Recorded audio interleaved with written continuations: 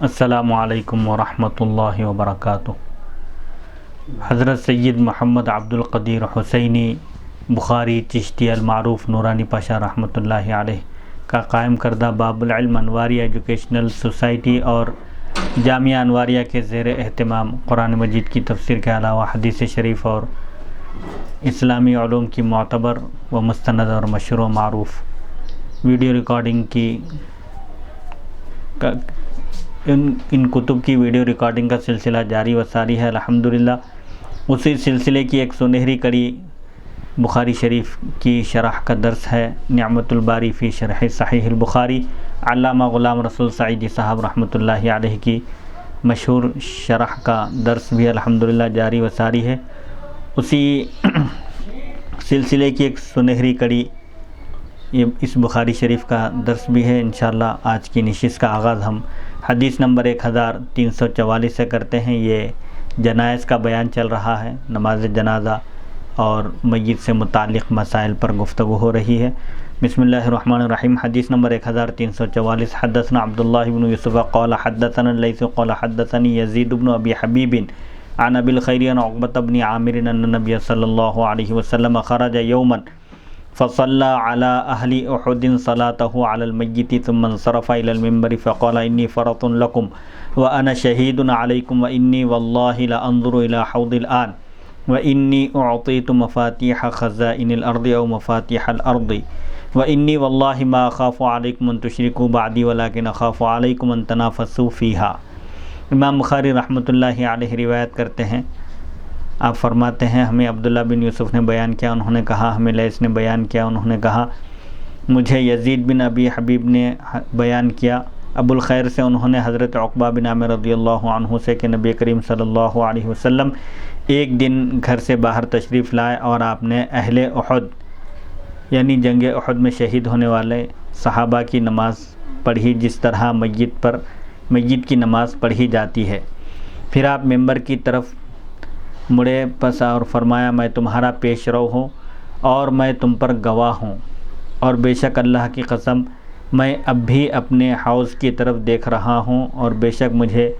روئے زمین یعنی زمین کے خزانوں کی کنجیاں عطا کی گئی ہیں، یا آپ نے فرمایا روئے زمین کی کنجیاں مجھے دی گئی ہیں، عطا کی گئی ہیں، اور اللہ کی قسم بے شک مجھے یہ خوف نہیں ہے، یہ خطرہ نہیں ہے کہ تم میرے بعد مشرک ہو جاؤ گے، شرک میں مبتلا ہو جاؤ، لیکن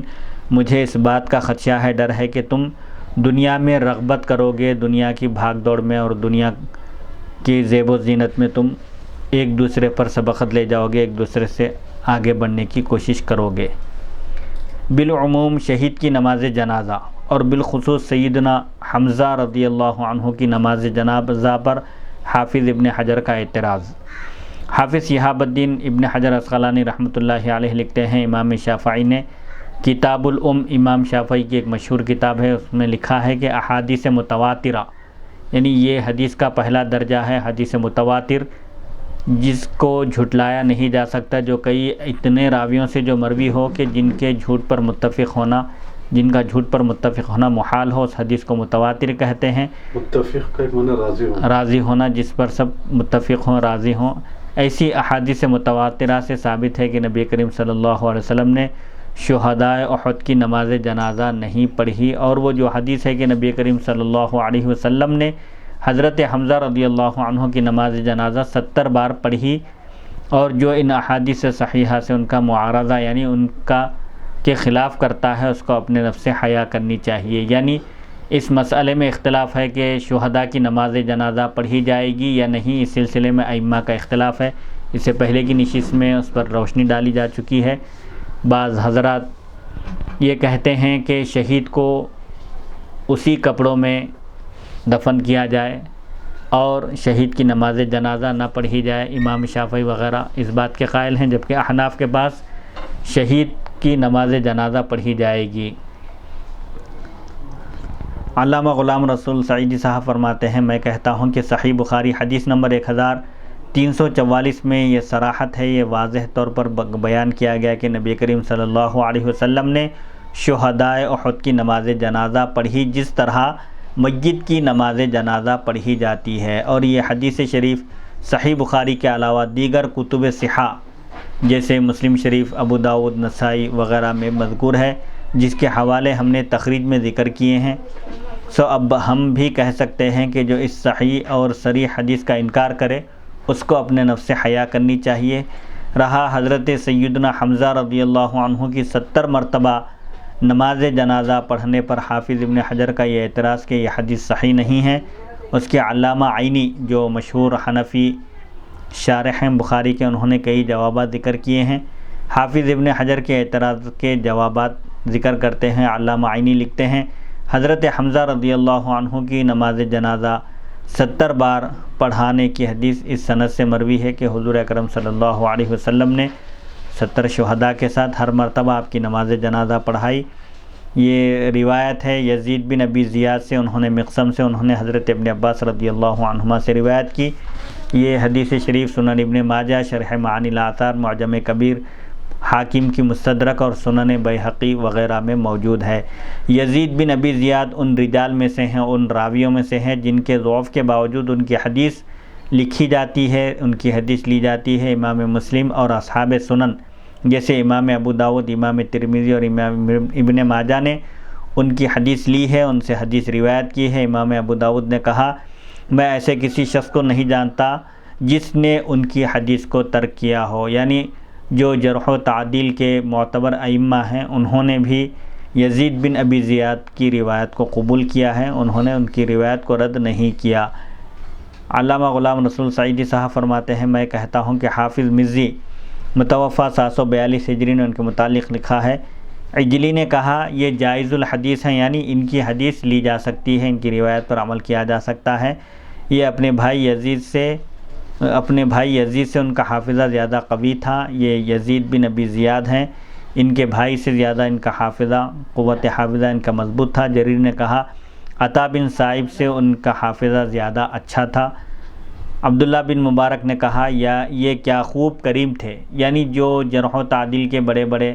معتبر اور مستند ائمہ ہیں انہوں نے ان کی تعدیل کی ہے، ان کو بہتر قرار دیا، ان کے حافظے کی بھی انہوں نے تعریف کی، اور ان کی روایت کو قبول کرنے کے بارے میں ائمہ جرح و تعدیل نے لکھا کہ یہ معتبر ہیں، ثقہ ہیں، ان کی روایت لی جا سکتی ہے۔ ابو عبید الآجری نے امام ابو داؤد سے روایت کی کہ میرے علم میں کسی نے ان کی حدیث کو ترک نہیں کیا۔ امام ابو داؤد بھی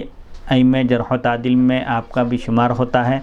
آپ نے بیان کیا کہ ائمہ جرح و تعدیل میں سے کسی نے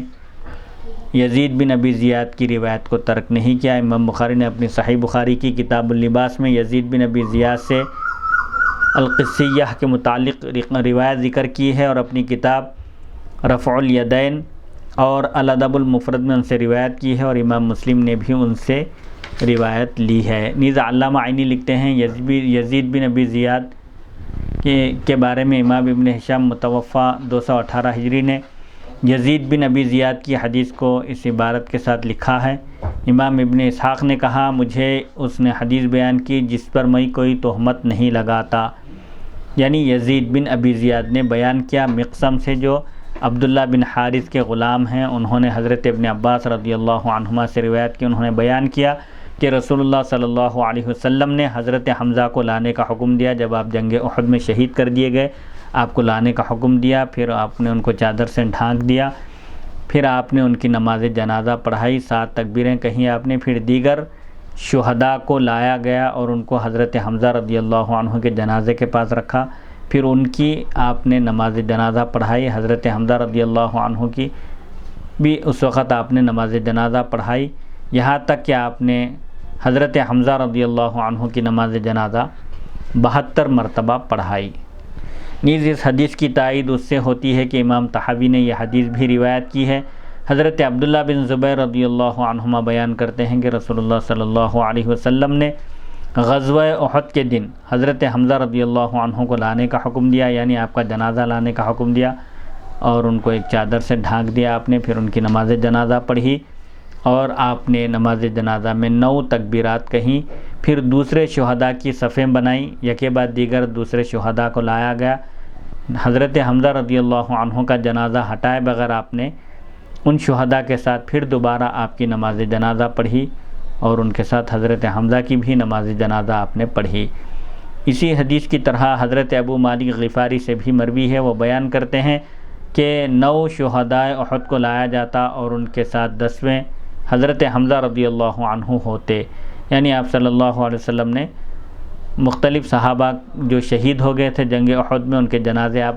طلب فرماتے اور حضرت حمزہ رضی اللہ عنہ کے جنازے کے ساتھ رکھتے، پھر سب کی ایک ساتھ نماز جنازہ پڑھتے،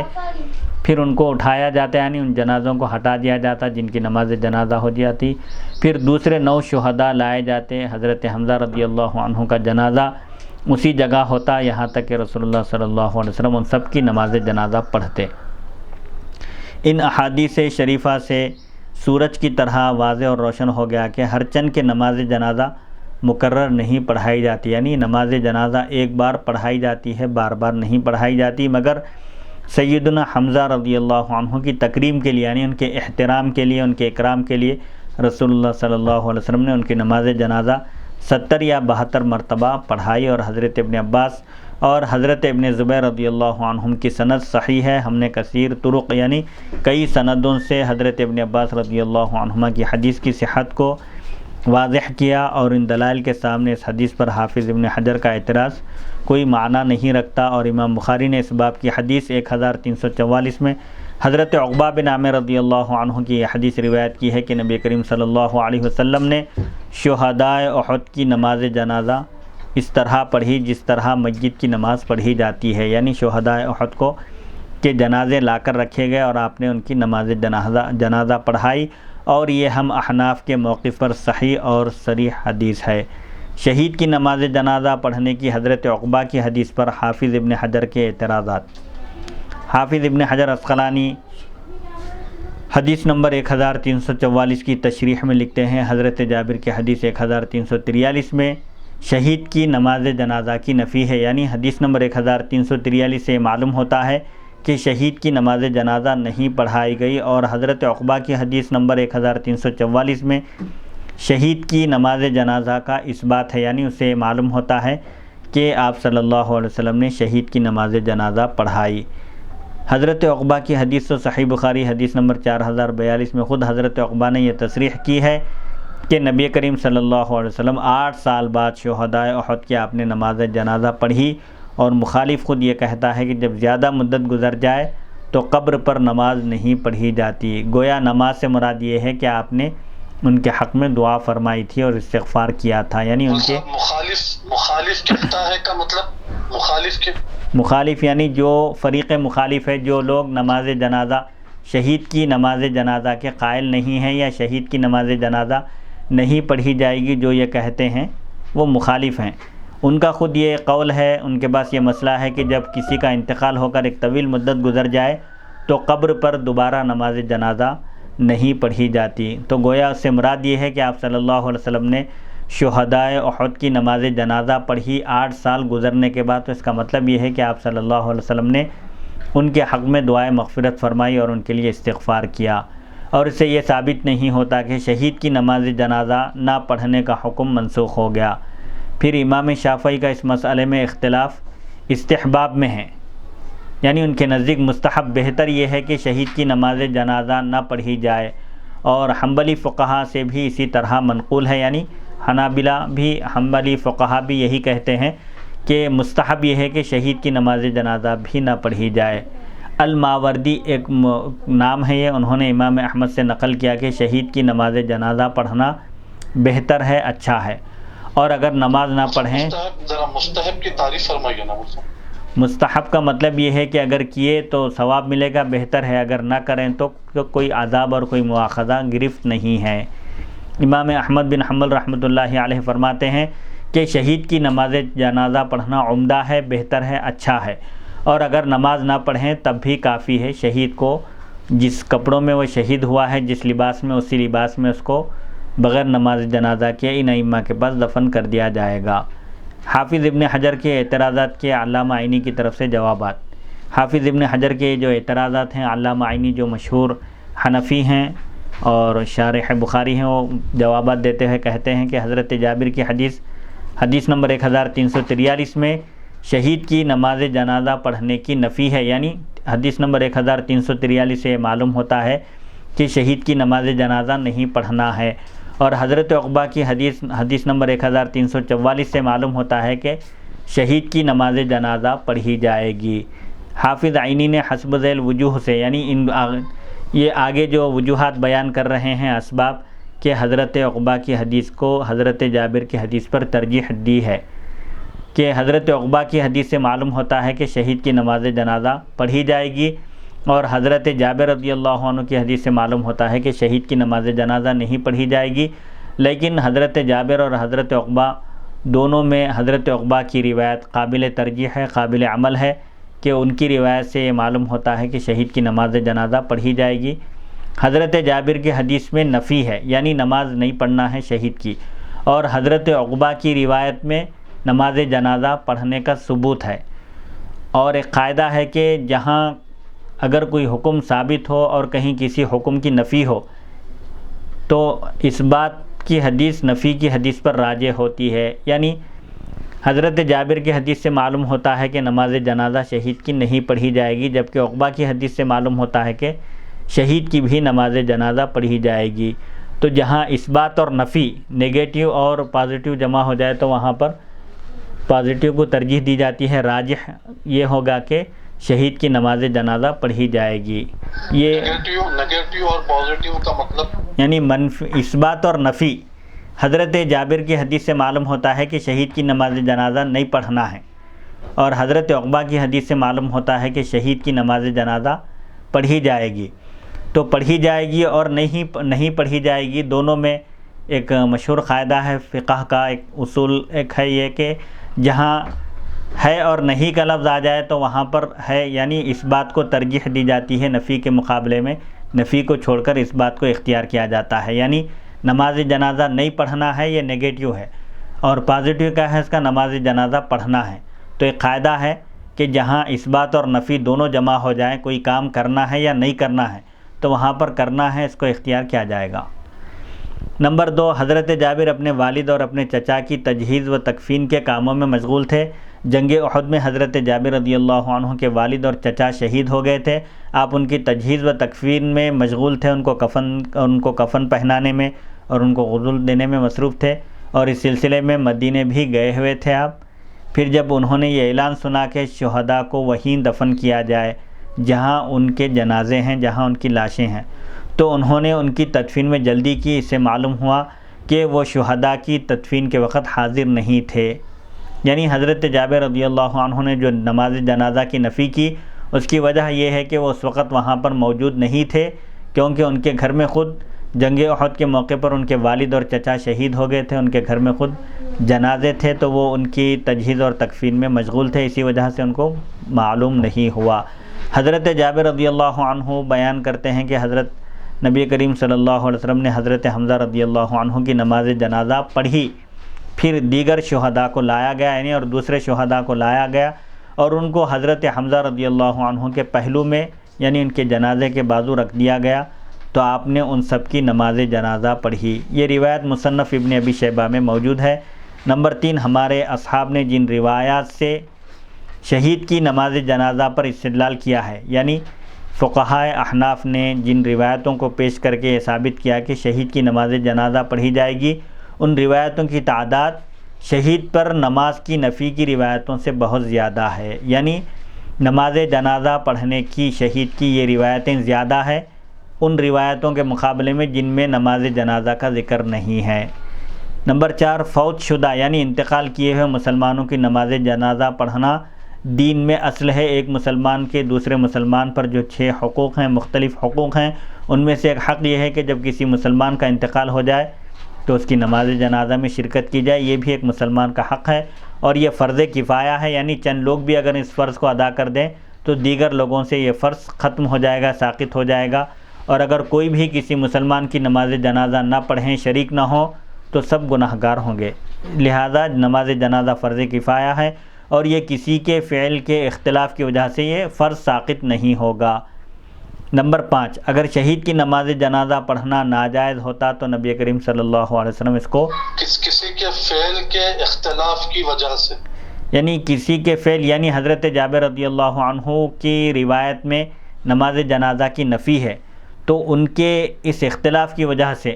کہ انہوں نے بیان کیا کہ شہید کی نماز جنازہ آپ نے نہیں پڑھی، اس سے فرض کفایہ ساقط نہیں ہوگا، یعنی دوسروں کی نماز جنازہ ساقط نہیں ہوگی، بلکہ ایک مسلمان ہونے کی حیثیت سے دوسرے مسلمانوں پر یہ ذمہ داری ہے، یہ حق ہے کہ وہ اپنے مسلمان بھائی کی نماز جنازہ ادا کریں۔ اس لحاظ سے شہداء بھی چونکہ مسلمان ہیں وہ اور اللہ کے محبوب اور مقرب بندے ہیں، ان کی نماز جنازہ بھی اس اعتبار سے پڑھی جائے گی۔ نمبر 4، فوت شدہ مسلمانوں کی نماز جنازہ پڑھنا یہ دین میں اصل ہے،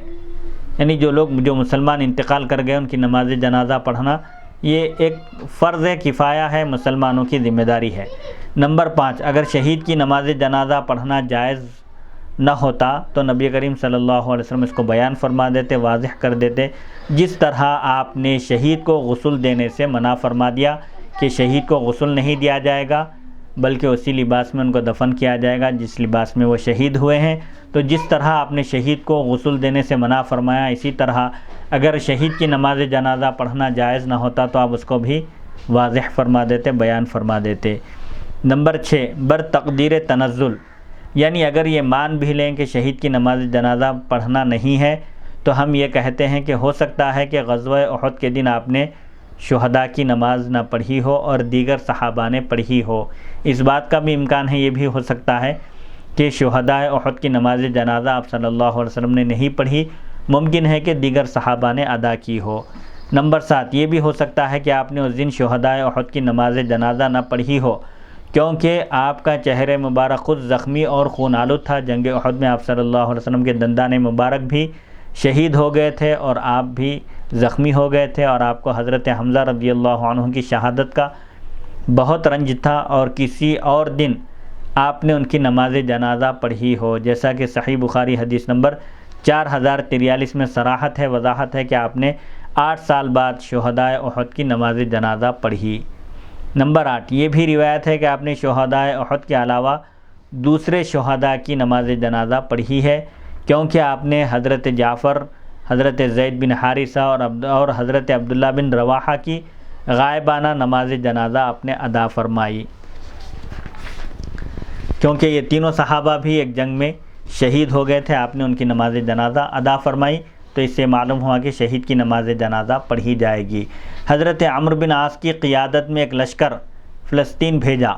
وہاں 130 مسلمان جام شہادت نوش کیے، ان کی نماز جنازہ حضرت عمرو بن عاص رضی اللہ عنہ نے پڑھائی۔ نمبر 9، حافظ ابن حجر کا یہ کہنا صحیح نہیں ہے کہ حضرت عقبہ کی حدیث میں صلاح کا معنی ہے۔ صلاح کے معنی نماز کے بھی آتے ہیں، صلاح کے معنی دعا کے بھی آتے ہیں، صلاۃ کے۔ وہ حافظ ابن حجر عسقلانی جو یہ کہتے ہیں کہ آپ نے ان کے حق میں دعا کی، ان کے لیے دعا فرمائی اور استغفار کیا، یہ درست نہیں ہے، کیونکہ حضرت عقبہ نے فرمایا آپ نے ان کی اس طرح نماز پڑھی جس طرح میت کی نماز پڑھی جاتی ہے، یعنی نماز جنازہ آپ نے ان کی پڑھی۔ نمبر 10، شہید کی نماز جنازہ پڑھنے میں زیادہ احتیاط ہے۔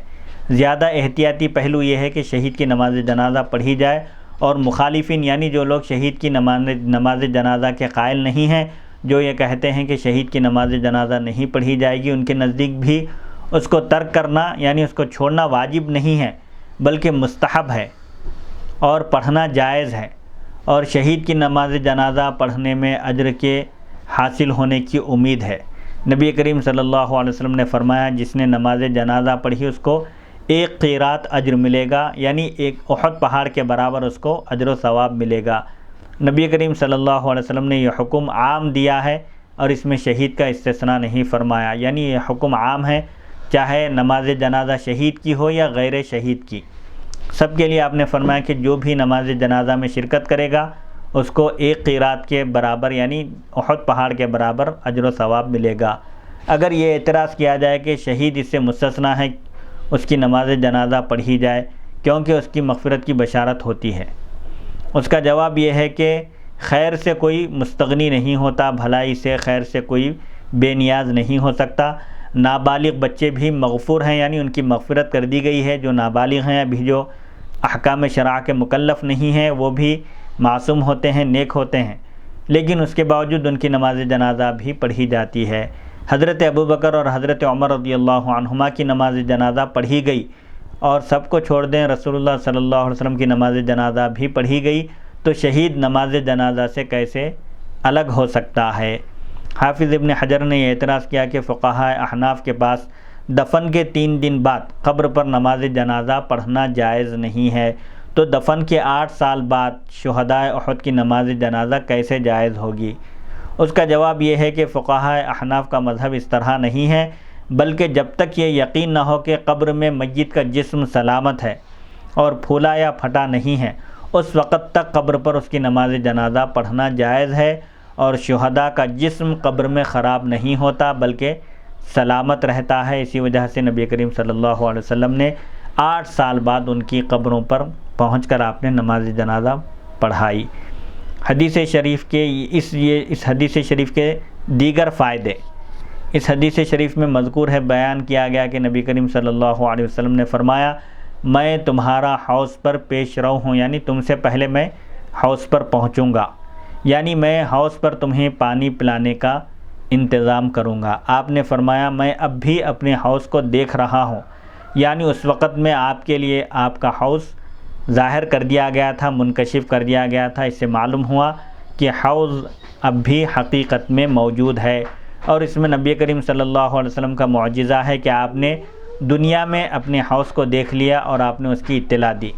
آپ نے فرمایا، تیسرا فائدہ آپ نے فرمایا، مجھے روئے زمین یعنی ساری زمین کے خزانوں کی کنجیاں دے دی گئی ہیں، یعنی آپ کے بعد آپ کی امت جن خزانوں کی مالک ہوگی، اور یہ آپ کا دوسرا معجزہ ہے۔ آپ نے فرمایا، مجھے یہ ڈر نہیں ہے کہ تم میرے بعد مشرک ہو جاؤ گے، شرک میں مبتلا ہو جاؤ گے۔ اس کا معنی یہ ہے کہ مجھے یہ خوف نہیں ہے کہ تم مجموعی طور پر پوری امت گمراہی کا شکار ہو جائے گی، اس بات کا ڈر نہیں ہے مشرک ہونے کا، اگرچہ بعض مسلمان اس وقت مشرک ہو گئے، نعوذ باللہ من ذالک، یعنی مسلمہ کذاب جس نے نبوت کا دعویٰ کیا تھا، اور کچھ لوگ حضور اکرم صلی اللہ علیہ وسلم کے وصال باکمال کے بعد مرتد ہو گئے تھے۔ حضرت ابوبکر صدیق رضی اللہ عنہ نے مرتدین سے بھی آپ نے جہاد کیا، اور جنہوں نے زکوٰۃ دینے سے انکار کیا تھا آپ نے ان سے بھی جہاد کیا۔ تو بہرحال اس جملے کا مطلب یہ ہے کہ مجموعی طور پر پوری امت شرک میں مبتلا نہیں ہوگی۔ آپ نے فرمایا، مجھے تم سے یہ خوف ہے کہ تم دنیا میں رغبت کرو گے، اسی طرح بعض مسلمان حسد اور بغض میں، نفرت میں، آپس میں ایک دوسرے سے کینے میں مبتلا ہوئے، یعنی دنیا کی زیب و زینت اور دنیا کے حصول کے لیے مسلمان اس کی بھاگ دوڑ میں شامل ہوں گے، دنیا کمانے والوں کے ساتھ شامل ہو جائیں گے دین سے غافل ہو کر۔ باب نمبر 73، باب دفن الرجلین والثلاثۃ فی قبر واحد۔ اگر جگہ کی قلت ہو، جگہ اگر تنگ ہو، کہیں جگہ نہ ملے، تو ایک ہی قبر میں 2 یا 3 مردوں کو قبر دفن کرنے کی اجازت ہے۔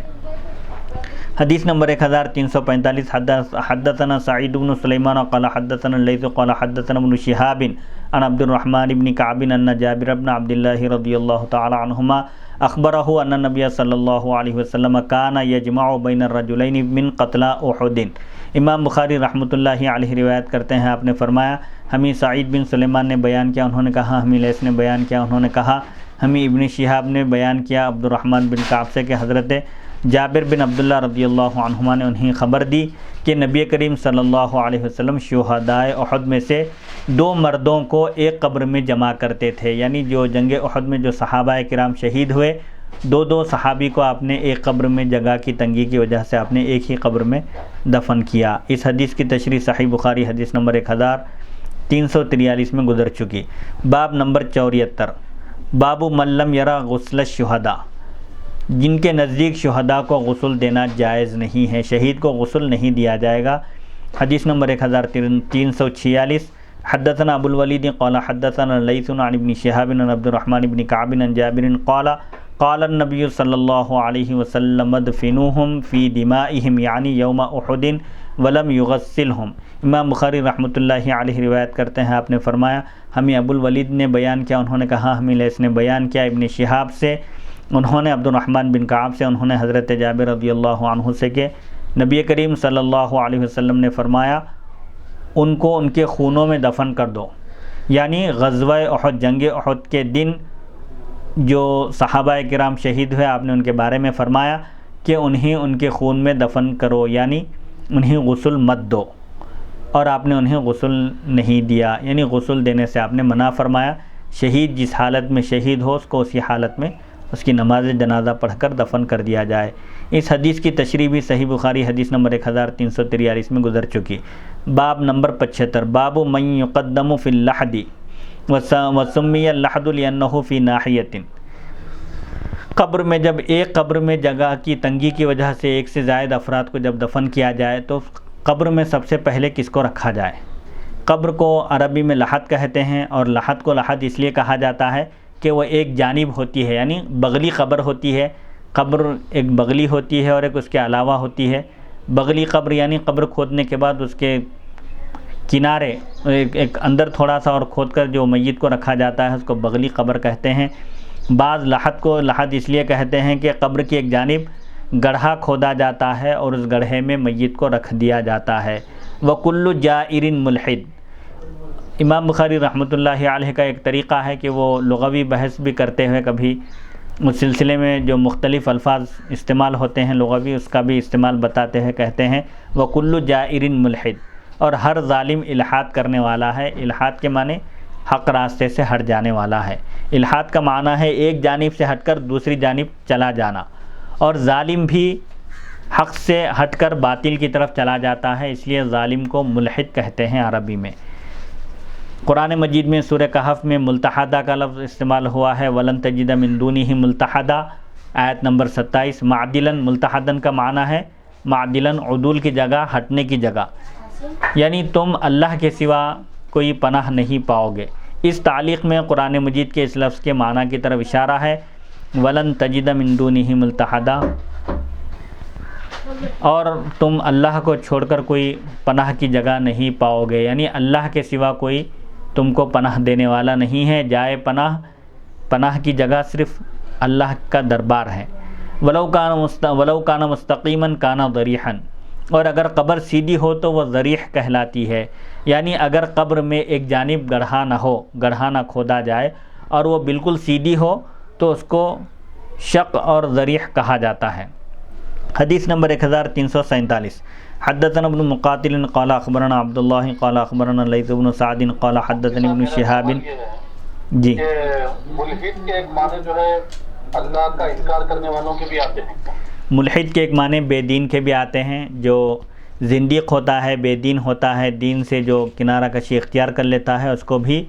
ملحد کہتے ہیں۔ لحد کے لفظ پر بحث کرتے ہوئے کہتے ہیں کہ لحد قبر کی دو قسمیں ہیں، ایک بغلی قبر ہوتی ہے اور ایک سیدھی قبر ہوتی ہے جس میں صرف زمین کو کھود کر میت کو دفن کیا جاتا ہے، اور بغلی قبر میں قبر کی ایک جانب گڑھا کھود کر اس گڑھے میں میت کو اتارا جاتا ہے۔ عام طور پر یہاں ہندوستان میں بغلی قبر کا ہی رواج ہے۔ تو لحد کے لفظ سے بحث کرتے ہوئے امام بخاری رحمۃ اللہ علیہ کا جیسا کہ طریقہ ہے، قرآن مجید میں اگر وہ لفظ کہیں استعمال ہو تو آپ اس کے استعمال کے مواقع کو موقع کو بتاتے ہوئے اس کے معنی بھی بیان کرتے ہیں۔ ملتحد کا لفظ استعمال ہوا قرآن میں، ملتحد کے معنی جائے پناہ لینے کی جگہ، اور اسی طرح الحاد کے معنی ایک بے دینی کے بھی آتے ہیں، اور ظالم کو ملحد اس لیے کہتے ہیں کہ اصل میں الحاد کے معنی ہوتے ہیں حق سے ہٹ کر باطل کی طرف چلے جانا۔ تو بے دین کا مطلب یہ ہوا کہ تو کیا اس کو کافر بھی کہا جا سکتا ہے؟ ہاں، کافر بھی کہہ سکتے ہیں بے دین کو، یعنی جو دین سے ہٹ گیا ہے، حق کو چھوڑ کر باطل کی طرف جو چلا گیا اس کو ملحد زندیق کہیں گے۔ حدیث نمبر 1347، حدثنا ابن مقاتل قال اخبرنا عبد اللہ قال اخبرنا لیث بن سعد قال حدثني ابن شهاب عن عبد الرحمن بن كعب بن مالك عن جابر بن عبد الله رضي الله تعالى عنهما ان رسول الله صلی اللہ علیہ وسلم كان يجمع بين الرجلين من قتلى احد في ثوب واحد ثم يقول ايهم اكثر اخذا للقرآن فاذا اشير له الى احدهما قدمه في اللحد وقال انا شهيد على هؤلاء وَأَمَرَ بِدَفْنِهِمْ بِدِمَائِهِمْ وَلَمْ يُصَلِّ عَلَيْهِمْ وَلَمْ يُغَسِّلْهُمْ۔ امام بخاری رحمۃ اللہ علیہ روایت کرتے ہیں، انہوں نے فرمایا ہمیں ابن مقاتل نے بیان کیا، انہوں نے کہا ہمیں عبداللہ نے خبر دی، انہوں نے کہا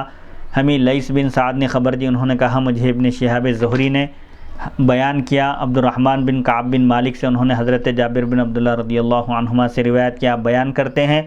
کہ رسول اللہ صلی اللہ علیہ وسلم شہدائے احد میں سے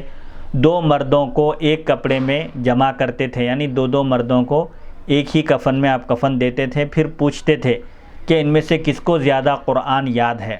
قرآن مجید کا حصہ ان دونوں میں سے کس کو زیادہ یاد ہے۔ بس جب ان میں سے کسی ایک کی طرف اشارہ کیا جاتا تو آپ قبر میں اس کو پہلے رکھتے،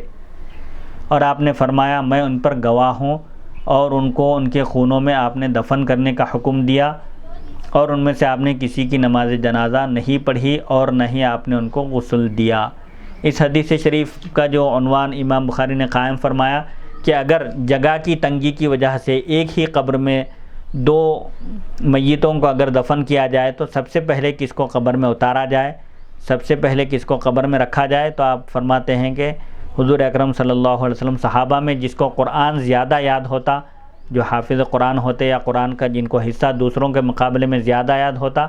آپ ان کو احترام قرآن میں پہلے قبر میں اتارتے، پھر ان کے بعد دوسرے صحابی کو اتارتے۔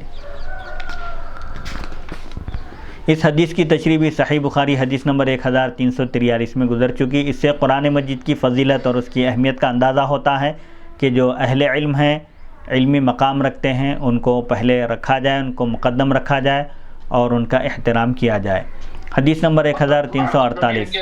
ایک عالم دین کی فضیلت بیان کی جا رہی۔ جی،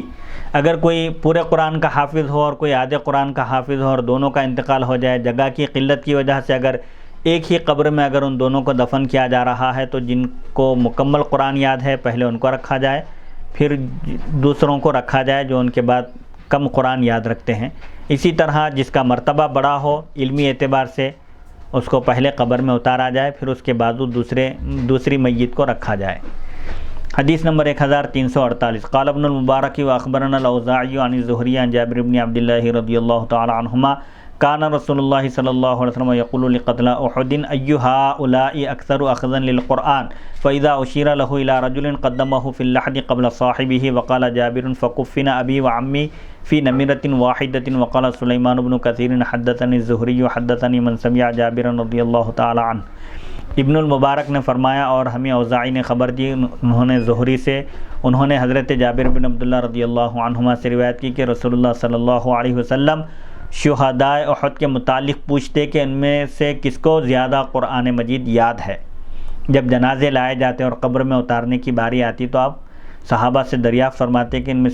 میں سے کس کو زیادہ قرآن یاد ہے۔ پس جب کسی مرد کی طرف اشارہ کیا جاتا تو آپ ان کو ان کے ساتھی سے پہلے لحد میں رکھتے یعنی قبر میں اتارتے، اور حضرت جابر نے فرمایا پس میرے والد اور میرے چچا کو ایک چادر میں کفن دیا گیا۔ کفن کی قلت تھی اس وقت کپڑوں کی، تو اس وقت ایک ہی کفن میں حضرت جابر رضی اللہ عنہ کے والد اور ان کے چچا کو یعنی دونوں بھائیوں کو ایک ہی کفن میں کفن دیا گیا، ایک ہی چادر میں۔ اور سلیمان بن کثیر نے کہا مجھے زہری نے بیان کیا، انہوں نے کہا مجھے اس شخص نے حدیث بیان کی جنہوں نے حضرت جابر رضی اللہ عنہ سے سنا تھا۔ اس حدیث کی تشریح بھی صحیح بخاری حدیث نمبر 1343 میں گزر چکی۔ باب نمبر 76۔ باب الاذخر والحشیش فی القبر۔ قبر میں اذخر اور حشیش گھاس کو رکھنے کا بیان کہ اگر میت کے جسم کو چھپانے کے لیے اگر کہیں کپڑا دستیاب نہ ہو، کفن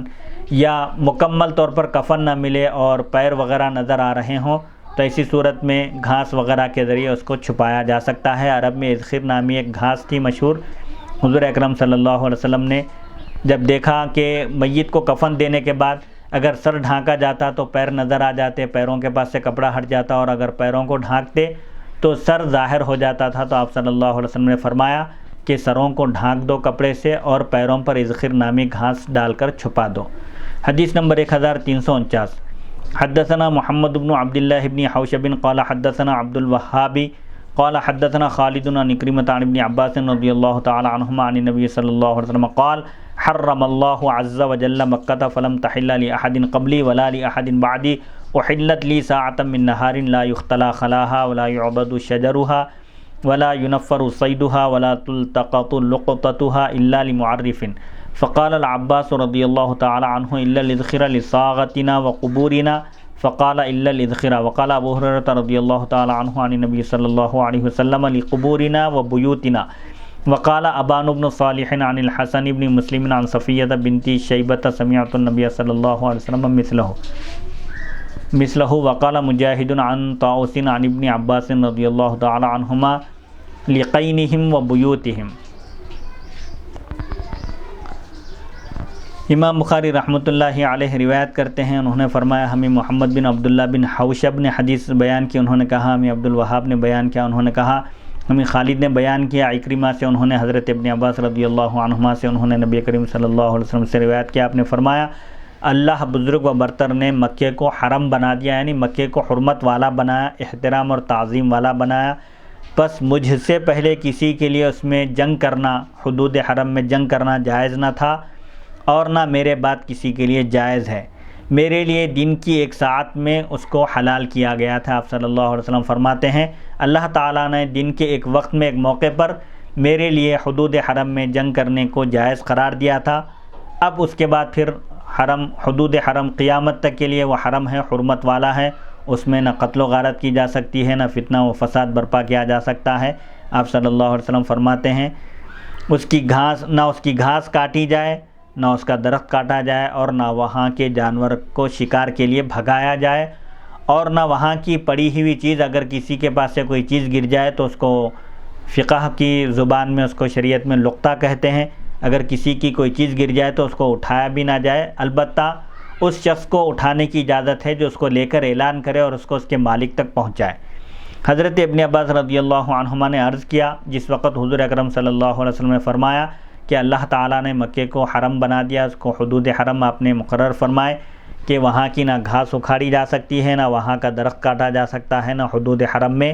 شکار کیا جا سکتا ہے، اور نہ ہی شکار کو بھگایا جا سکتا ہے۔ تو حضرت ابن عباس رضی اللہ عنہما نے عرض کیا کہ سوائے اذخر گھاس کے، اذخر گھاس جو اگتی ہے حدود حرم میں، صحابہ نے عرض کیا کہ گھاس کی اگر اجازت دی جائے، اس کو الگ کر دیا جائے اس حکم سے تو بہتر ہوگا، کیونکہ وہ ہمارے سوناروں کے کام آتی ہے اور ہماری قبروں میں رکھی جاتی ہے، ضرورت پڑنے پر کفن اگر نہ ملے، کپڑا کم پڑ جائے تو اذخر گھاس کے ذریعے میت کے قدموں کو وغیرہ ڈھانکا جاتا ہے، یہ ہمارے استعمال میں آتی ہے، سوناروں کے بھی کام آتی ہے۔ تو آپ صلی اللہ علیہ وسلم نے اذخر کو الگ کر دیا اور فرمایا سوائے اذخر کے، یعنی اذخر گھاس حدود حرم سے بھی توڑی جا سکتی ہے۔ اور حضرت ابو ہریرہ رضی اللہ عنہ نے کہا کہ نبی کریم صلی اللہ علیہ وسلم نے فرمایا ہماری قبروں اور ہمارے گھروں کے لیے، یعنی یہ گھاس عموماً لوگوں کے استعمال میں آتی تھی، گھروں وغیرہ میں بھی اگر ٹپکا ہو یا کہیں ضرورت پڑ جائے تو اس گھاس کے ذریعے لوگ اپنی ضرورت پوری کرتے تھے، تو حضور صلی اللہ علیہ وسلم نے اس گھاس کو الگ کر دیا کہ یہ حدود حرم کی جو اذخر ہے یہ ضرورتاً توڑی جا سکتی ہے، لی جا سکتی ہے۔ اور ابان بن صالح نے کہا حسن بن مسلم سے، انہوں نے صفیہ بنت شیبہ سے روایت کیا کہ صفیہ بنت شیبہ کہتی ہیں کہ میں نے نبی کریم صلی اللہ علیہ وسلم سے اس طرح حدیث سنی ہے۔ اور مجاہد نے کہا طاؤس سے روایت کیا، انہوں نے حضرت ابن عباس رضی اللہ عنہما سے روایت کی کہ یہ کہتے ہوئے کہ ان کے لوہاروں کے لیے اور ان کے گھروں کے لیے اذخر گھاس کو مستثنیٰ کیے جانے کی درخواست کی، اس کو الگ کرنے کی حکم سے، تو آپ صلی اللہ علیہ وسلم نے الا الاذخرہ فرما کر یہ اجازت دے دی کہ ضرورتاً اس گھاس کی چونکہ ضرورت پڑتی ہے گھروں وغیرہ میں اور قبروں میں میت کے قدموں وغیرہ کو چھپانے ڈھانکنے کے لیے، لہذا اس کو توڑنے کی اجازت ہے۔ اس حدیث کے رجال کا پہلے ذکر کیا جا چکا ہے، یعنی اس حدیث کی سند میں جو راوی آئے ہیں ان کا پہلے ذکر گزر چکا ہے۔ حضرت ابراہیم کا مکے کو حرم بنانا اور نبی کریم صلی اللہ علیہ وسلم کا مدینے کو حرم قرار دینا، جس طرح مکہ حرم کہلاتا ہے، حدود حرم ہے، وہاں کی حرمت ہے اور وہاں کے مخصوص مسائل ہیں، اسی طرح حضور اکرم صلی اللہ علیہ وسلم نے بھی مدینہ منورہ کی ایک سرزمین کو آپ نے حرم قرار دیا کہ وہ بھی قابل احترام ہے، وہاں کوئی گڑبڑ فتنہ فساد اور کوئی منافیے یعنی کوئی ایسا کام نہیں کیا جا سکتا جس کی شریعت میں اجازت نہ ہو۔ علامہ عینی لکھتے ہیں اس حدیث سے معلوم ہوا کہ مکہ شریف حرم ہے، یعنی جو کام دوسرے شہروں میں حلال ہیں وہ مکے میں حرام ہیں، جیسے جنگ کرنا حدود حرم میں جائز نہیں ہے لیکن حدود حرم کے باہر جنگ کرنا جائز ہے۔ حدیث شریف میں ہے، حضرت زید بن عاصم بیان کرتے ہیں کہ رسول اللہ صلی اللہ علیہ وسلم نے ارشاد فرمایا بے شک حضرت ابراہیم علیہ السلام نے مکے کو حرم قرار دیا، مکے کو حرم بنایا، حرمت والا بنایا، اور وہاں کے رہنے والوں کے حق میں ان کے لیے آپ نے دعا فرمائی، اور میں نے مدینے کو حرم بنایا جیسے حضرت ابراہیم نے مکے کو حرم بنایا تھا۔ اس حدیث کا معنی یہ ہے کہ اللہ تعالیٰ نے مکے کو حرم بنایا اور حضرت ابراہیم علیہ السلام نے اس کی تبلیغ اور اشاعت کی، اس کی نشر و اشاعت کی، اس کو پھیلایا اس حکم کو۔ اکثر علماء نے یہ کہا کہ مکہ شروع سے حرم تھا، لیکن اس کی حرمت لوگوں کو معلوم نہیں تھی، اس کی تحریم مخفی تھی، یعنی لوگوں کو معلوم نہیں تھی۔ پس حضرت ابراہیم علیہ السلام نے اس کی حرمت کو ظاہر فرمایا۔ مکے میں جو پودے از خود پیدا ہوتے ہیں ان کو کاٹنا، از خود یعنی خود سے جو پودے اگتے ہیں ان کو کاٹنا حرام ہے، اور جن سبزیوں کو لوگ اگاتے ہیں ان کو کاٹنا جائز ہے۔ اس حدیث سے معلوم ہوا کہ اصغر گھاس کو قبروں میں استعمال کرنا جائز ہے، اسی طرح سناروں کے لیے بھی اس کو استعمال کرنا جائز ہے۔ باب نمبر 77، باب هل یخرج المیت من القبر واللحد لعلت، کیا کسی وجہ سے میت کو قبر اور لحد سے نکالا جائے گا؟ حدیث نمبر 1350، حدثنا علی بن عبداللہ قال حدثنا سفیان قال عمرو سمعت جابر بن عبداللہ رضی اللہ تعالی عنہما قال اتى رسول اللہ صلی اللہ علیہ وسلم عبداللہ بن ابی بعدما ادخل حفرته فامر به فاخرج فوضعه على ركبتيه ونفث عليه من ريقه والبسه قميصه فالله اعلم وكان كسى عباسا قميصا قال سفيان وقال ابو هريره وكان على رسول الله صلى الله عليه وسلم قميصان فقال له ابن عبد الله يا رسول الله البس ابي قميصك الذي يلي جلدك قال سفيان فيرون ان النبي صلى الله عليه وسلم البس عبد الله قميصه مكافأة لما صنع۔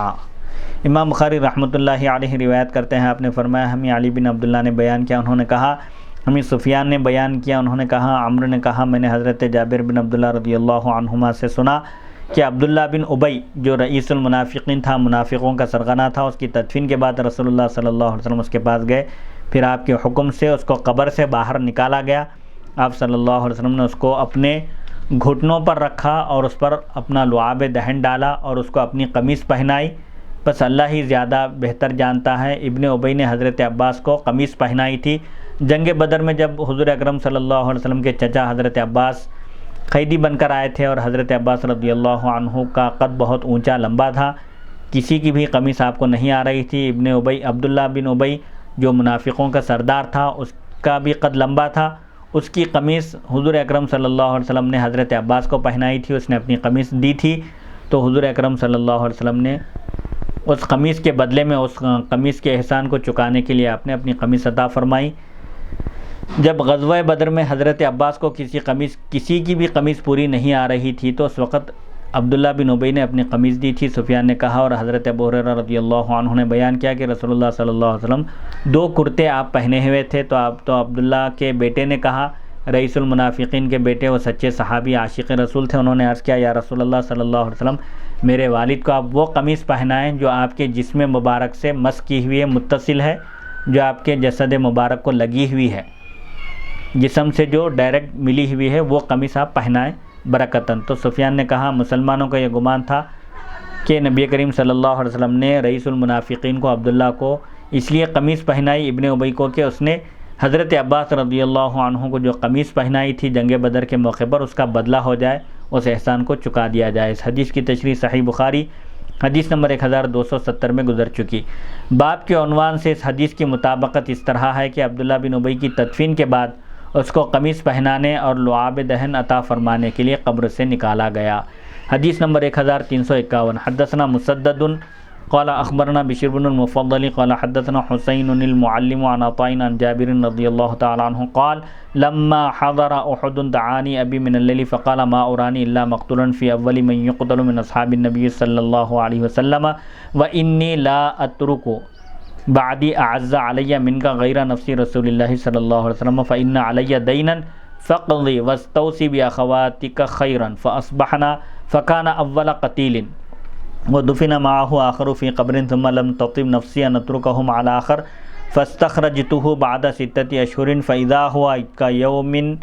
كيوم وضعته هنية غير أذنه۔ امام بخاری رحمۃ اللہ علیہ روایت کرتے ہیں، آپ نے فرمایا ہمیں مسدد نے بیان کیا، انہوں نے کہا ہمیں بشر بن المفضل نے خبر دی، انہوں نے کہا ہمیں حسین معلم نے بیان کیا عطا سے، انہوں نے حضرت جابر رضی اللہ عنہ سے آپ بیان کرتے ہیں کہ جب غزوہ احد پیش آیا، جنگ بدر کے بعد جب جنگ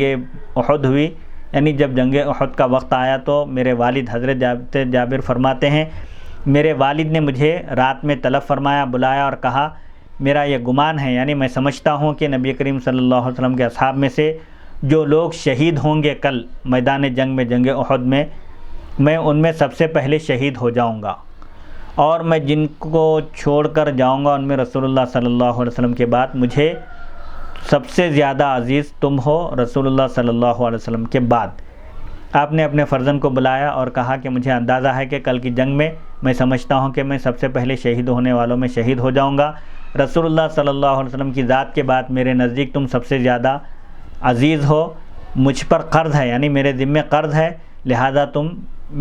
اگر میں شہید ہو جاؤں تو میرا قرض ادا کرنا، اور تم اپنی بہنوں کے ساتھ اچھا سلوک کرنا۔ حضرت جابر رضی اللہ عنہ کی کئی بہنیں تھیں، حضرت جابر رضی اللہ عنہ کو ان کے والد نے نصیحت فرمائی، تاکید کی کہ میرا قرض ادا کرنا اور اپنی بہنوں کے ساتھ اچھا سلوک کرنا۔ پھر جب صبح ہوئی تو وہ سب سے پہلے شہید ہو گئے،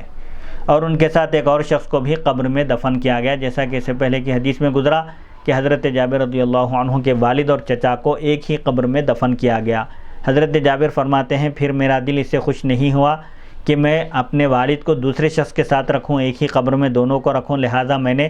6 مہینے کے بعد ان کو ان کی قبر سے نکالا، یعنی حضرت جابر رضی اللہ عنہ نے 6 مہینے گزرنے کے بعد اپنے والد کو ان کی قبر سے نکالا، تو کیا دیکھتے ہیں کہ وہ اسی طرح تھے جیسے اس وقت ان کو رکھا گیا تھا، البتہ کان تھوڑا سا بدلا ہوا تھا، متغیر ہو گیا تھا، یعنی 6 مہینے کا عرصہ گزر جانے کے باوجود حضرت جابر رضی اللہ عنہ کے والد جو جنگ احد میں شہید ہو گئے تھے، ان کا جسم صحیح سالم تھا، صحیح سلامت تھا، کچھ بھی تبدیلی اور کوئی فرق نہیں آیا تھا جسم مبارک، جیسے تدفین کے دن جس دن ان کو دفن کیا گیا، جس قبر میں رکھا گیا، ویسی ہی حالت میں انہوں نے پایا۔ شہداء کے اجسام کو، یعنی ان کے جسموں کو زمین نہیں کھاتی، انبیاء کے جسموں کو بھی اللہ تعالیٰ نے زمین پر حرام قرار دیا ہے، انبیاء کے اجسام بھی زمین میں محفوظ رہتے ہیں قبروں میں، اسی طرح شہداء کے جسموں کو بھی زمین نہیں کھاتی۔ امام مالک نے یہ روایت ذکر کی ہے کہ حضرت عمرو بن جموح اور حضرت عبداللہ بن عمرو انصاری سلمی، ان دونوں کی قبروں کو سیلاب نے کھود ڈالا، اتنا طوفان آیا، اتنی بارش ہوئی کہ سیلاب کی وجہ سے ان کی قبریں کھل گئی، اور ان دونوں کی قبریں سیلاب کے قریب تھیں، اور وہ دونوں ایک ہی قبر میں تھے، اور وہ دونوں غزوہ احد میں شہید ہوئے تھے۔ پس ان کی قبروں کو کھودا گیا تاکہ انہیں دوسری جگہ منتقل کیا جائے، بارش کے پانی کی وجہ سے قبروں کو نقصان پہنچا تھا، تو اس ارادے سے ان کو دوسری جگہ منتقل کرنے کے ارادے سے ان کی قبریں کھودی گئی۔ پس ان دونوں میں کوئی تغیر نہیں ہوا تھا، یعنی قبر کھودنے والوں نے اور سب لوگوں نے دیکھا کہ ان دونوں کے جسموں میں کوئی تبدیلی نہیں ہوئی تھی، جسم ان کا صحیح و سالم اور محفوظ تھا، اور گویا کہ وہ دونوں ایسا معلوم ہو رہا تھا، جسم کو دیکھنے کے بعد، میت کو دیکھنے کے بعد ایسا معلوم ہو رہا تھا ان کے جنازوں کو دیکھنے کے بعد کہ ان کو کل ہی دفن کیا گیا ہے یا کل ہی ان کا انتقال ہوا ہے۔ ان میں سے ایک کے زخم تھا اور اس کا ہاتھ اس کے زخم کے اوپر تھا، یعنی جو جنگ احد میں جو شہید ہوئے تھے، چونکہ شہداء کو اسی حالت میں دفن کیا جاتا ہے، جس حالت میں تھے اسی حالت میں وہ پائے گئے، جس وقت ان کو دفن کیا گیا تو اسی طرح ان کا زخم تھا ہاتھ کا، تو جب دوبارہ قبر کھودی گئی تو وہ اسی طرح پائے گئے، اس کا ہاتھ اس کے زخم سے ہٹا کر پھر چھوڑا گیا تو پھر وہ لوٹ کر اپنی جگہ آ گیا، یعنی جب ان دونوں شہیدوں کی قبر کھودی گئی اور ان کے ہاتھ کو ہٹانے کی کوشش کی گئی تو پھر وہ ہاتھ اپنی جگہ آ گیا۔ غزوہ احد اور اس کی کھدائی کے دن کے درمیان 46 سال کا عرصہ تھا، یعنی یہ جو واقعہ بیان کیا جا رہا ہے 46 سال کے بعد، شہداء کی تدفین کے 46 سال کے بعد جب طوفان آیا، بہت زوردار بارش ہوئی، تو 2 شہیدوں کی قبر کو کھولا گیا اور انہیں دوسری جگہ منتقل کیا گیا، تو 46 سال کا طویل عرصہ گزر جانے کے باوجود ان کے جسم صحیح سلامت تھے۔ اس حدیث میں حضرت عمرو بن جموح کا ذکر ہے، یہ حضرت جابر کے والد کے دوست اور بہنوئی تھے۔ حضرت جابر ان کو تعظیماً چچا کہتے تھے۔ موطا امام مالک کی اس حدیث میں ہے کہ ان کو 46 سال کے بعد ان کی قبر سے منتقل کیا گیا، اور صحیح بخاری حدیث نمبر 1351 میں ہے 6 مہینے کے بعد حضرت جابر نے اس قبر سے اپنے والد کو نکال کر دوسری جگہ منتقل کیا۔ علامہ عینی لکھتے ہیں، حافظ ابن عبد البر نے کہا کہ یہ 2 مختلف واقعات ہیں، یہ الگ الگ واقعات ہیں، ہو سکتا ہے کہ پہلے حضرت جابر نے اپنے والد کو 6 مہینے کے بعد قبر سے نکالا ہو اور بعد میں 46 سال بعد نکالا ہو، لیکن علامہ عینی نے کہا کہ حافظ ابن عبد البر کی یہ توجیح درست نہیں ہے، یہ 2 الگ الگ واقعات ہیں، ایک ہی واقعہ نہیں ہے۔ صحیح جواب یہ ہے کہ موطا امام مالک کی حدیث بلاغات میں سے ہے اور یہ حدیث منقطع ہے، یعنی اس میں کوئی راوی درمیان میں چھوٹ رہے ہیں، اور امام بخاری کی حدیث متصل ہے، درمیان میں کوئی راوی نہیں چھوٹ رہے ہیں، اس لیے امام بخاری کی جو بخاری شریف میں جو روایت ہے وہ راجح ہے کہ ضرورت پڑنے پر میت کو ایک جگہ سے دوسری جگہ منتقل کرنے کی اجازت ہے۔ اس حدیث میں یہ بھی دلیل ہے کہ زمین شہداء کے جسم کو نہیں کھاتی۔ ہو سکتا ہے کہ یہ کہا جائے کہ یہ شہداء احد کی خصوصیت ہے، مگر ایسے آثار، ایسے نشانیاں بھی ثابت ہیں جو اس بات پر دلالت کرتے ہیں، یعنی جو یہ بتاتے ہیں کہ شہداء احد کے علاوہ دوسرے شہداء کے جسموں کو بھی زمین نہیں کھاتی، اور اس کا بھی مشاہدہ کیا گیا ہے۔ ایسے واقعات عام طور پر پیش آتے ہیں کہ جو اللہ کی راہ میں مارے جاتے ہیں، شہید کیے جاتے ہیں، ان کے جسم صحیح سالم رہتے ہیں۔ حدیث نمبر 1352، حدثنا علی بن عبداللہ قال حدثنا سعید بن عامر عن شعبۃ عن ابن ابی نجیح عن عطاء عن جابر رضی اللہ تعالی عنہ قال دفن مع ابی رجل فلم تطب نفسی حتی اخرجته فجعلته فی قبر علی حدۃ۔ امام بخاری رحمۃ اللہ علیہ روایت کرتے ہیں، ہمیں علی بن عبداللہ نے بیان کیا، انہوں نے کہا ہمیں سعید بن عامر نے بیان کیا، شعبہ سے انہوں نے ابن ابی نجیح سے، انہوں نے عطا سے، انہوں نے حضرت جابر رضی اللہ عنہ سے آپ بیان کرتے ہیں کہ میرے والد کے ساتھ ایک شخص کو دفن کیا گیا تھا جو ان کے والد کے دوست تھے، اور حضرت جابر ان کو چچا کہتے تھے۔ یہ حقیقی چچا نہیں تھے۔ حضرت جابر فرماتے ہیں پس میرا دل اس سے خوش نہیں ہوا، یعنی میرا دل مطمئن نہیں ہوا، یہاں تک کہ میں نے اپنے والد کو اس قبر سے نکال کر ان کو ایک الگ قبر میں دفن کیا۔ اس حدیث کی تشریح صحیح بخاری حدیث نمبر 1351 میں گزر چکی۔ باب نمبر 78، باب اللحد والشق فی القبر، قبر کو لحد اور شق کی صورت میں بنانا۔ لحد یعنی بغلی قبر، جس میں قبر کھودنے کے بعد ایک گڑھا کھودا جاتا ہے، سائیڈ میں کھود کر اس میں میت کو رکھا جاتا ہے، یہ بغلی قبر کہلاتی ہے۔ اور شق یعنی ڈائریکٹ جو سیدھی قبر ہوتی ہے جس میں گڑھا نہیں کھودا جاتا، اس کو شق کہتے ہیں۔ لحد کا معنی ہے بغلی قبر، اور شق کا معنی ہے ذریح، یعنی جو سیدھی قبر ہو اور قبر کی ایک جانب گڑھا نہ ہو۔ حدیث میں شق کا ذکر نہیں ہے، اور اس عنوان کی حدیث کے ایک جز کے ساتھ مطابقت ہے۔ حدیث نمبر 1353، حدثنا عبدان قال اخبرنا عبداللہ قال اخبرنا اللیث بن سعد قال حدثني ابن شهاب عن عبد الرحمن بن كعب بن مالك عن جابر بن عبد الله رضي الله تعالى عنهما قال كان النبي صلى الله عليه وسلم يجمع بين الرجلين من قتلى احد ثم يقول ايهما اكثر اخذا للقرآن فاذا اشير له الى احدهما قدمه في اللحد فقال انا شهيد على هؤلاء يوم القيامه فامر بدفنهم بدمائهم ولم يغسلهم۔ امام بخاری رحمۃ اللہ علیہ روایت کرتے ہیں، ہمیں عبدان نے بیان کیا، انہوں نے کہا ہمیں عبداللہ نے خبر دی، انہوں نے کہا ہمیں لیث بن سعد نے خبر دی، انہوں نے کہا مجھے ابن شہاب الزہری نے بیان کیا عبد الرحمن بن کعب بن مالک سے، انہوں نے حضرت جابر بن عبداللہ رضی اللہ عنہما سے بیان کیا۔ آپ بیان کرتے ہیں کہ نبی کریم صلی اللہ علیہ وسلم شہداء احد میں سے دو مردوں کو ایک قبر میں جمع کرتے تھے، یعنی جگہ کی قلت کی وجہ سے ایک قبر میں دو میتوں کو آپ دفن کرتے تھے۔ پھر آپ فرماتے جب دو جنازے قریب لاتے، آپ جب دو جنازے لائے جاتے تو آپ پوچھتے ان میں سے کس کو قرآن زیادہ یاد ہے، پس جب ان میں سے کسی ایک کی طرف اشارہ کیا جاتا تو آپ اس کو پہلے لحد میں رکھتے، یعنی جس کو زیادہ قرآن مجید یاد ہوتا اس کو پہلے قبر میں اتارتے۔ پھر فرماتے میں قیامت کے دن ان لوگوں کا گواہ رہوں گا، یعنی ان کے حق میں قیامت کے دن اللہ کے حضور، اللہ کی بارگاہ میں گواہی دوں گا۔ پھر آپ نے حکم دیا کہ ان لوگوں کو، یعنی ان شہداء کو ان کے خونوں کے ساتھ دفن کر دیا جائے، اور آپ نے ان کو غسل نہیں دیا، یعنی شہید کو جس حالت میں شہید ہو غسل نہیں دیا جائے گا، انہی کے کپڑوں میں، انہی لباس میں ان کو دفن کر دیا جائے گا نماز جنازہ پڑھنے کے بعد۔ اس حدیث کی تشریح صحیح بخاری حدیث نمبر 1343 میں گزر چکی۔ باب نمبر 79، باب اذا اسلم الصبی فمات هل یصلی علیہ وهل يعرض على الصبی الاسلام۔ یہ ایک بیان ہے کہ جب بچہ مسلمان ہو جائے اور اس کے بعد اس کا انتقال ہو جائے تو کیا اس کی نماز جنازہ پڑھی جائے گی یا نہیں، اور کیا بچے کے اوپر اسلام کو پیش کیا جائے گا، یعنی اس کو اسلام لانے کے لیے کہا جائے گا یا نہیں۔ امام بخاری نے اس باب میں 2 عنوان قائم کیے ہیں، 2 ٹاپک ہیں۔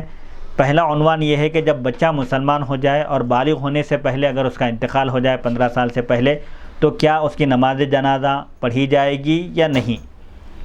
اس مسئلے میں فقہا کا اختلاف ہے، اور اس میں کوئی اختلاف نہیں ہے کہ جو بچہ اسلام میں پیدا ہو، یعنی جو بچہ مسلمان ہی پیدا ہو، اس کی نماز جنازہ پڑھی جائے گی، کیونکہ وہ اپنے ماں باپ کے دین پر ہے۔ بچہ بالغ ہونے سے پہلے ماں باپ کے تابع ہوتا ہے، ماں باپ جس دین پر ہوتے ہیں بچے کو بھی اسی دین والا شمار کیا جائے گا۔ اور دوسرا عنوان ہے کیا بچے پر اسلام پیش کیا جائے گا، یعنی اگر کوئی غیر مسلم کا بچہ ہے تو کیا اس کے پاس اس پر اسلام پیش کیا جائے گا، اس کو اسلام لانے کے لیے کہا جائے گا۔ تو مشرکین کی اولاد کی نماز جنازہ پڑھنے میں ائمہ کے مذاہب، اگر مشرکین کی اولاد نابالغ اگر بچے مر جائیں تو کیا ان کی نماز جنازہ پڑھی جائے گی یا نہیں؟ مشرکین مانے کافر جو اللہ کی ذات و صفات میں دوسرے کو شریک ٹھہراتے ہیں۔ علامہ عینی لکھتے ہیں مدونہ فقہ کی ایک مشہور کتاب ہے فقہ حنبلی کی المدونۃ الکبریٰ میں ذکر ہے کہ اس کی نماز جنازہ نہیں پڑھی جائے گی سوائے اس صورت کے کہ اس کا صاحب عقل ہونا معروف ہو، یعنی وہ عقل مند ہو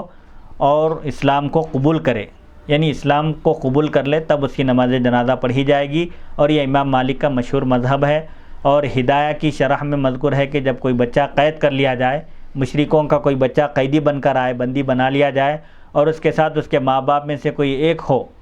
یعنی اس کے ماں باپ میں سے کوئی ایک قید ہو کر آئے، پھر وہ بچہ مر جائے تو اس کی نماز جنازہ نہیں پڑھی جائے گی یہاں تک کہ وہ شعور کی حالت میں، عقل کی حالت میں اسلام کو قبول کرے، بالغ ہو جائے، باشعور ہو جائے، اس کے بعد اسلام کو قبول کر لے، یا اس کے ماں باپ میں سے کوئی اسلام لے آئے تب اس کی نماز جنازہ پڑھی جائے گی، اور امام شافعی کے نزدیک اس کو مسلمان قرار دیا جائے گا۔ اور بچہ ماں باپ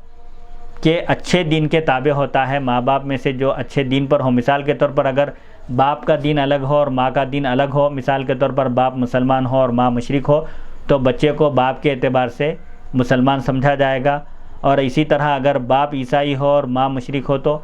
مشرک اور عیسائی میں، مشرک کے مقابلے میں عیسائی بہتر ہے تو بچے کو نصرانی سمجھا جائے گا، اور بچہ ماں باپ کے اچھے دین کے تابع ہوتا ہے۔ اور المغنی یہ بھی ایک مشہور کتاب ہے، اس میں بیان کیا گیا کہ مشرکین کی اولاد کی نماز جنازہ نہیں پڑھی جائے گی سوائے اس صورت کے کہ اس کے ماں باپ میں سے کوئی ایک مسلمان ہو جائے، تو بچے کو ماں باپ کی تبعیت میں ماں باپ کے تابع مان کر بچے کو بھی مسلمان شمار کیا جائے گا، تب اس کی نماز جنازہ پڑھی جائے گی۔ امام بخاری نے دوسرا عنوان یہ قائم کیا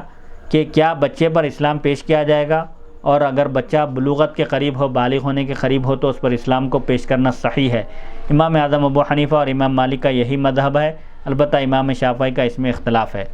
وقال الحسن و شریح و ابراہیم و قتادہ اذا اسلم احدہما فالولد مع المسلم، حضرت حسن بصری اور قاضی شریح اور ابراہیم اور قتادہ نے یہ فرمایا کہ جب ماں باپ میں سے کوئی ایک مسلمان ہو جائے تو بچہ مسلمان کے ساتھ ہوگا، یعنی بچے کو بھی مسلمان سمجھا جائے گا۔ یہ تعلیق یعنی یہ جو اقوال بیان کر رہے ہیں امام بخاری کے دوسرے عنوان کے موافق ہے۔ حسن بصری اور قاضی شریح کا قول سنن بیہقی میں بیان کیا گیا، اور ابراہیم اور قتادہ کا قول مصنف عبدالرزاق میں موجود ہے۔ وکان ابن عباس رضی اللہ تعالی عنہما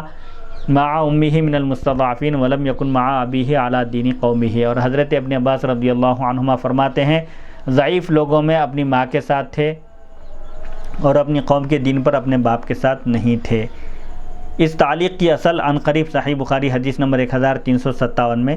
آگے آ رہی ہے۔ اس تعلیق میں المستضعفین ضعیف لوگوں سے مراد وہ ہیں جن کا ذکر اس آیت میں ہے، سورہ نساء آیت نمبر 98، اعوذ باللہ من الشیطان الرجیم الا المستضعفین من الرجال والنساء والولدان لا یستطیعون حیلۃ ولا یہتدون سبیلا، یعنی اللہ تعالیٰ نے اس سے پہلی والی آیت میں فرمایا کہ اللہ تعالیٰ کی سرزمین وسیع ہے، کشادہ ہے، اپنے ایمان، اپنے اسلام کی حفاظت کی خاطر ہجرت کرنے کا حکم دیا تھا، اس میں پھر استثناء کرتے ہوئے فرمایا کہ مگر جو مرد، عورتیں، استثناء یعنی کچھ مجبوریاں اگر ہو تو ان پر یہ حکم لاگو نہیں ہوگا، ان پر یہ حکم عائد نہیں ہوگا، مگر جو مرد، عورتیں اور بچے واقعی حقیقت میں بے بس ہوں، مجبور ہوں، ہجرت کرنے کی طاقت نہ رکھتے ہوں، نہ وہ کسی تدبیر پر عمل کرنے کی طاقت رکھتے ہوں اور نہ انہیں کسی راستے کا علم ہو، تو پھر ایسے لوگوں پر ہجرت فرض نہیں ہے۔ اس آیت میں ان مردوں، عورتوں اور بچوں کو ہجرت سے مستثنیٰ کرنے کا بیان ہے، یعنی ہجرت ان لوگوں پر فرض نہیں ہے جو کمزور مرد ہیں، عورتیں ہیں، اسی طرح بچے ہیں، بے بس اور عاجز مجبور ہیں اور ان کو کوئی سجھائی نہیں دیتا، کوئی تدبیر بھی کرنے کی صلاحیت نہیں رکھتے، نہ ہی ان کو راستہ معلوم ہے، تو پھر ایسے لوگوں پر ہجرت فرض نہیں ہے۔ جو لوگ ہجرت کے وسائل سے محروم ہوں اور راستے سے بھی بے خبر ہوں ان پر ہجرت فرض نہیں ہے۔ اور حضرت ابن عباس نے فرمایا میں اور میری ماں مستضعفین میں سے تھے، یعنی میں بچوں میں سے تھا اور میری ماں عورتوں میں سے تھی۔ یہ وہ لوگ تھے جو مکے میں اسلام قبول کیے تھے اور مشرکین نے ان کو ہجرت کرنے سے روک دیا تھا، پس وہ بہت ضعیف تھے، کمزور تھے، اور مشرکین کی شدید اذیت انتہائی سخت تکلیف کو برداشت کرتے تھے، اور حضرت ابن عباس اپنے والد کے ساتھ نہ تھے کیونکہ وہ اس وقت اپنی قوم کے مشرکین کے دین پر تھے، یعنی حضرت عباس رضی اللہ عنہ نے ابھی اسلام قبول نہیں کیا تھا۔ یہ امام بخاری کا کلام ہے، اور یہ کلام اس پر مبنی ہے کہ حضرت عباس غزوہ بدر کے بعد اسلام لائے۔ حضرت عباس رضی اللہ عنہ جنگ بدر میں شریک ہوئے، کافروں کی طرف سے آپ شریک ہوئے تھے، قیدی بن کر آئے، پھر حضور اکرم صلی اللہ علیہ وسلم نے آپ کو آزاد کر دیا تو آپ مسلمان ہو گئے۔ اگر یہ اعتراض کیا جائے کہ ابن سعد نے یہ روایت ذکر کی ہے کہ حضرت عباس ہجرت سے پہلے اسلام لائے تھے اور کسی مصلحت کی وجہ سے نبی کریم صلی اللہ علیہ وسلم کے حکم سے مکے میں ٹھہرے رہے تھے، ہجرت نہیں کیے تھے، تو اس کا جواب یہ ہے کہ اس حدیث کی سند میں کلبی ہیں، ایک راوی ہیں، اور وہ متروک ہیں، یعنی اس راوی کی روایت کو ائمہ جرح و تعدیل نے قبول نہیں کیا۔ نیز یہ روایت اس وجہ سے بھی رد کر دی گئی، قبول نہیں کی گئی کہ حضرت عباس جنگ بدر میں قید کیے گئے تھے اور انہوں نے اپنا فدیہ دیا تھا، یعنی اپنی جان چھڑانے کے لیے مشرکین مکہ سے جنگ بدر میں جو لوگ قید ہو کر آئے تھے ان کو آزاد کرنے کے لیے ان سے فدیہ مال لیا گیا تھا، تو حضرت عباس رضی اللہ عنہ نے بھی مال دے کر اپنی جان چھڑائی تھی، جیسا کہ انشاءاللہ ان قریب کتاب المغازی میں آئے گا۔ نیز اس روایت کا رد اس آیت سے بھی ہوتا ہے جو مستضعفین کے متعلق